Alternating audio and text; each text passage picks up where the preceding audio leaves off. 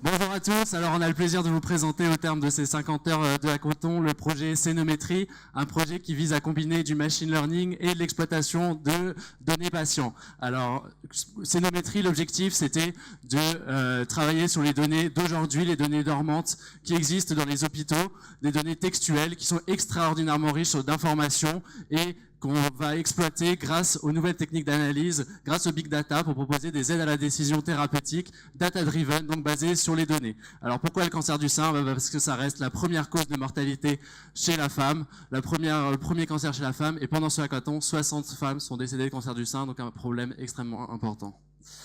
Alors, ce projet visait à rencontrer 3 univers. Le premier, c'était celui des professionnels de santé qui disposent de bases de données énormes qui permettraient d'améliorer la connaissance sur ces maladies et de proposer de nouvelles approches thérapeutiques innovantes. Le deuxième, c'est bien sûr les patientes et la collectivité qui souhaitent connaître mieux ces maladies, mieux connaître cette maladie, la vérité là-dessus, mais aussi travailler sur la thématique de coût des soins.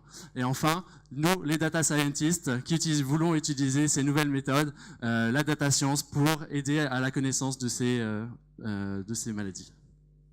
Bonjour, je m'appelle Gérard, je suis président d'une association qui s'appelle Sein et Vie. À ce titre, je parle beaucoup avec des patients et patientes. Et un exemple de dialogue il y a quelques jours, donc c'est Catherine, 42 ans, avec 2 gamins, 2 ados à la maison, des projets plein la tête, des chouettes, des grands, qui vient d'apprendre qu'elle a un cancer tubuleux. Elle vient d'une consultation avec son toubib, elle a une confiance absolue, elle le connaît depuis longtemps, et celui-ci lui dit que c'est d'un bon pronostic. Et très gentiment, la voix serrée, plus sérieusement que la mienne, me dit « Mais c'est quoi? Ça veut dire quoi ?»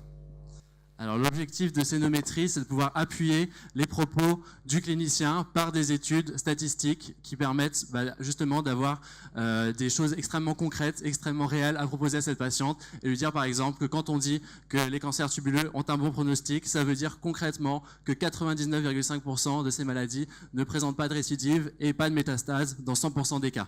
Donc c'est vraiment un outil qui permettra de donner des chiffres extrêmement précis sur ces maladies et de pouvoir soutenir les décisions par des éléments extrêmement quantitatifs. Alors Cénométrie, en 2 mots, qu'est-ce que c'est? C'est un outil, une solution innovante à disposition des hôpitaux pour permettre d'extraire, d'agréger des données et de les anonymiser, des données textuelles comme on peut le voir ici, de les exploiter grâce au big data et grâce à l'analyse sémantique de ces données, de pouvoir prendre en compte des choses extrêmement nuancées dans les propos pour pouvoir proposer des outils de pilotage et aussi des outils prédictifs sur la maladie.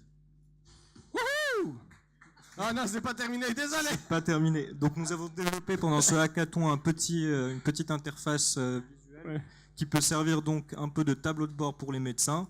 Le médecin va choisir par exemple une tranche d'âge ici, un type de traitement pour 2 types de cancers, et il peut choisir. Moi j'ai juste un mot, il n'y a pas de conclusion, c'est un commencement notre job là. Ok, ça va. L'avenir de